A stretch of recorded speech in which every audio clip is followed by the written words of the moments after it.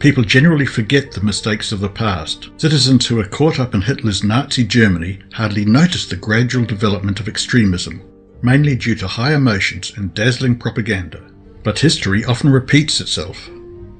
FEMA plastic coffins, detention centres, armoured checkpoints and armoured military vehicles for civil purposes are well-documented facts, and witnesses who have worked for the United States military claim stores of guillotines located in Fort Lewis military facility. The latest revelation of Obamacare sanctions death by guillotine, code ICD 9E978. However, Obama was only following the mandate of the World Health Organization, one of the specialized agencies under the United Nations. Is the United States government getting ready for a fascist quasi-dictatorship involving forced religion? It would not be the first time that fascism and counterfeit Christianity have merged. Fascism and Catholicism have become synonymous throughout history. Recent developments have seen so-called Protestantism clasping hands with the Vatican. Protestantism once meant protesting against the Roman Catholic Church and her doctrine, labeling the Pope as the Antichrist as the Reformers proclaimed during the Reformation. An ex-Jesuit priest, Dr. Alberto Rivera, explains, "In America, the Vatican's agents were at work to wipe out the Protestant movement through ecumenism. The secret sign to be given to the Jesuits worldwide when this was accomplished by the Vatican was when a president of the United States took his oath of office facing an obelisk, four-sided pillar that resembled the Washington Monument and the one in St. Peter's Square in the Vatican. For the first time in history, the swearing-in ceremonies were moved to the west front of the Capitol, and President Reagan faced the Washington Monument on January the 20th, 1981. For those who are unfamiliar with the Jesuit order, it was the Catholic answer to counteract the Reformation sparked in 1517. Loyola Ignatius's formula for the formation of the Jesuits was approved by Pope Paul III in 1540. Napoleon Bonaparte had this to say about the Jesuit order: "The Jesuits are a military organization, not a religious order. Their chief is the general of an army, not the mere Father Abbot of a monastery. And the aim of this organization is power. Power in its most despotic exercise. Absolute power, universal power, power to control the world by the volition of a single man. Jesuitism is the most absolute of despotisms, and at the same time the greatest and most enormous of abuses. The general of the Jesuits insists on being master, sovereign over the sovereign. Wherever the Jesuits are admitted, they will be masters, cost what it may. Their society is by nature dictatorial, and therefore it is the irreconcilable enemy of all constituted authority. Every act, every crime, however atrocious, is a meritorious work, if committed for the interest of the society of the Jesuits or by the order of the general. The Vatican has historically used civil powers in past ages as she does today.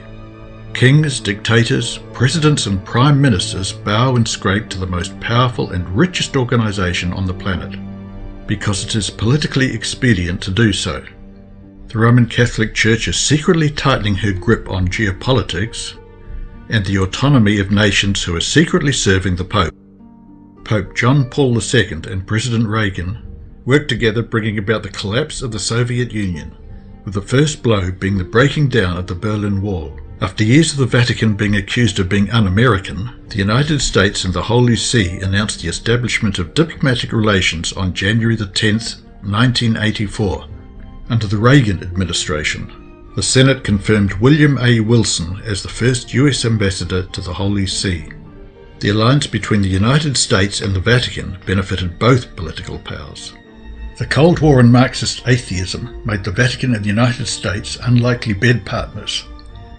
As US presidents are well aware of the authority the Vatican wields, with just over 1.1 billion Catholics spread throughout the world, Jesuit educational facilities also spread and indoctrinate both Catholic and non-Catholic students with Jesuit maxims around the world, shaping the minds of future leaders so the Vatican is truly a force to be reckoned with.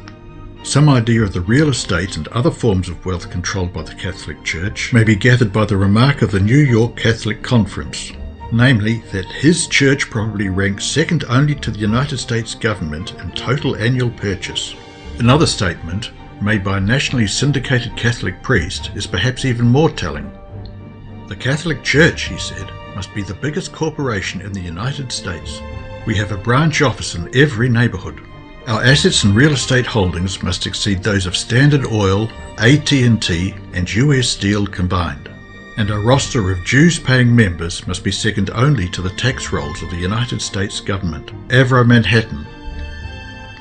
The Central Intelligence Agency was the creation of Roman Catholic Knights of Malta member Alan Dulles. In recent years, CIA NSA directors have been Catholic Jesuit-educated men. Historically, the confessional was the biggest intelligence-gathering machine of the Vatican.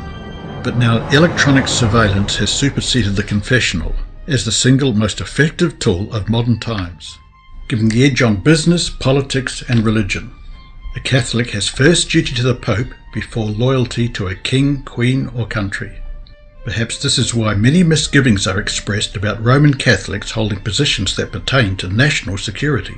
Furthermore, we declare, we proclaim, we define that it is absolutely necessary for salvation that every human creature be subject to the Roman Pontiff, Pope Boniface. The Roman Catholic Church has always been savvy, influencing armies to do her bidding because wars cost money.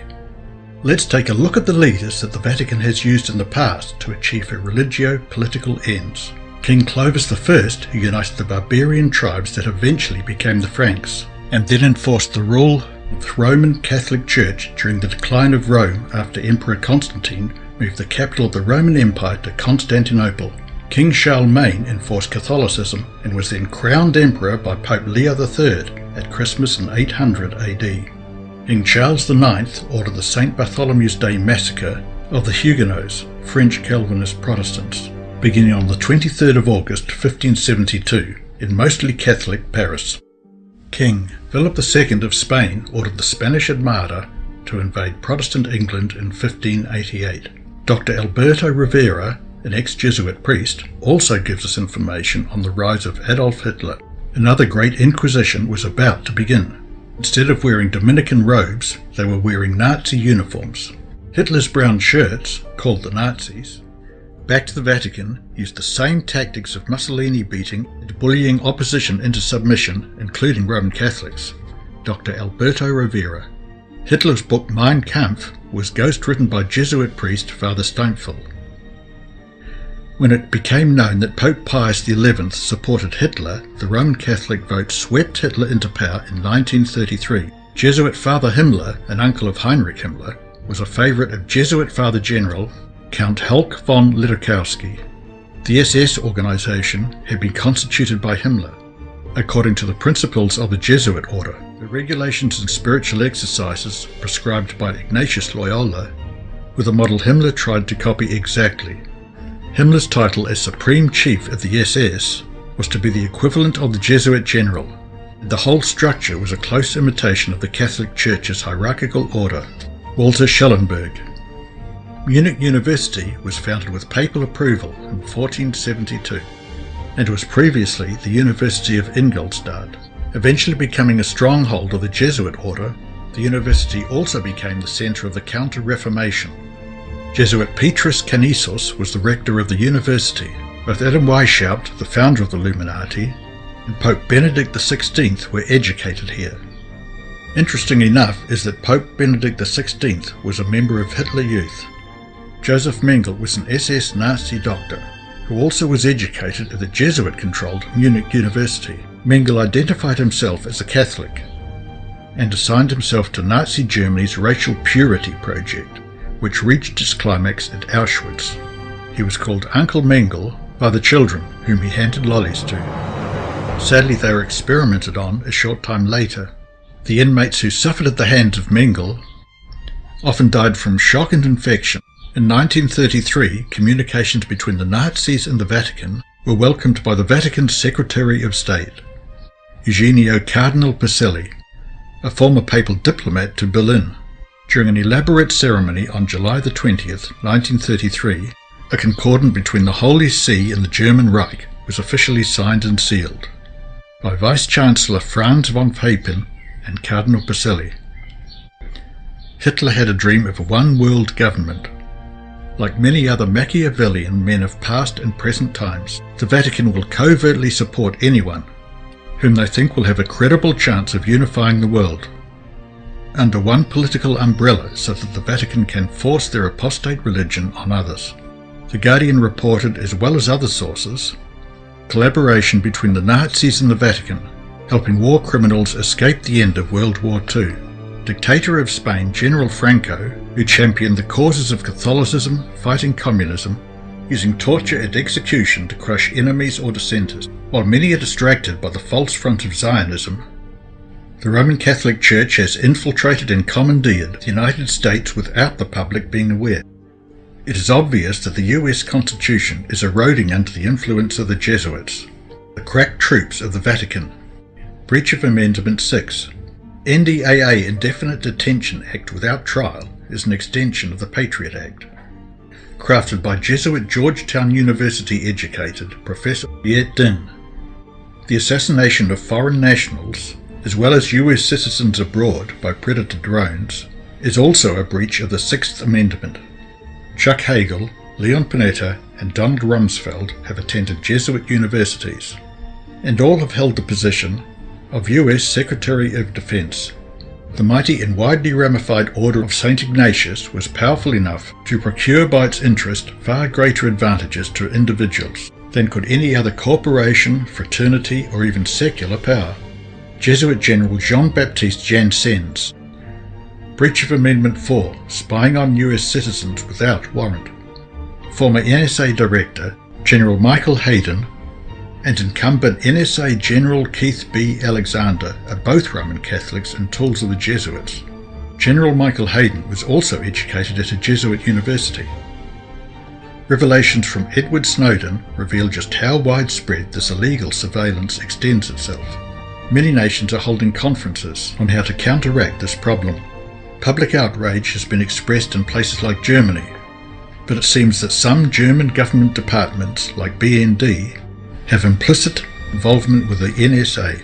Many governments portray disapproval publicly to the media, but secretly aid and abet US spy agencies. Breach of Amendment 2, the right to keep and bear arms. Michael Quigley, educated by the Jesuits, sponsored an amendment to the Patriot Act prohibiting the sales of weapons to people on the FBI terrorist watch list. The trouble is that the FBI now regards some protesters and independent journalists as a threat to national security, therefore deemed terrorists.